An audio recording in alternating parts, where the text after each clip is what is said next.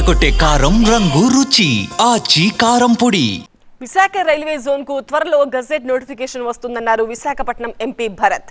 Steel plant కు permanent CMD కావాలని కేంద్ర మంత్రిని కలిసి అడిగామన్నారు. ప్రస్తుతం స్టీల్ ప్లాంట్ ఉత్పత్తి పెరిగిందని, లాభాల్లోకి వెళ్తుందని ఆశిస్తున్నామన్నారు. విశాఖ అభివృద్ధికి కూటమి నేతలందరూ కలిసికట్టుగా పనిచేస్తున్నామన్నారు ఎంపీ భరత్.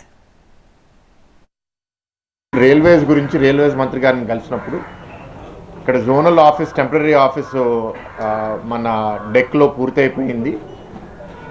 అతి త్వరలో దాన్ని ప్రారంభించాలని మంత్రి గారిని కోరడం జరిగింది. ఆయన కూడా నెక్స్ట్ 1-2 మంత్స్లో టైం చూసుకుని వస్తానని చెప్పారు. అది కాకుండా గెజెట్ ఇష్యూయింగ్ అండ్ జోన్ ప్రారంభించడం కూడా ఆయనతో చేస్తే ఇప్పుడు వర్క్ చాలా ముందుకు వచ్చింది. We'll do it very soon అని చెప్పారు. స్టీల్ మినిస్టర్ గారిని కలిసినప్పుడు ఇంత డబ్బులు ఇచ్చాము అండ్ ఇది చేసిన తర్వాత అక్కడ మేనేజ్మెంట్ ఫెయిలియర్ వల్ల మనము సఫర్ అయితే ప్రాబ్లం అవుతుంది. పర్మనెంట్ లీడర్షిప్ లేకపోతే మాకు డెఫినెట్గా ఇబ్బందులు, గ్యాప్లు కనపడుతున్నాయి సార్.